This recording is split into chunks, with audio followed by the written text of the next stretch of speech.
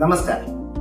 આપણા સૌરાષ્ટ્રના લોકલાડીના નેતા રાઘવજીભાઈ પટેલ આજથી લગભગ 15 દિવસ પહેલા એક મગજમાં હેમરેજને કારણે સિનર્જી હોસ્પિટલમાં દાખલ થયેલા.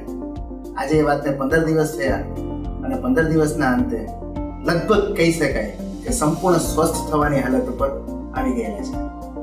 આ તબક્કે સિનર્જી હોસ્પિટલની અંદર સવારના સમયે આપણા કેન્દ્રીય હેલ્થ મિનિસ્ટર શ્રી મનસુખભાઈ માંડવિયા એમની મુલાકાતે આવેલા. મનસુખભાઈ સાથે ઘણી બધી ચર્ચાઓ કરી, સહકાર વિશેની વાતો કરી અને નરેન્દ્રભાઈને શુભેચ્છા પણ પાઠવી. થોડા સમય બાદ આપણા રાજ્યના હેલ્થ મિનિસ્ટર શ્રી ઋષિકેશભાઈ પટેલ એમની મુલાકાતે આવ્યા.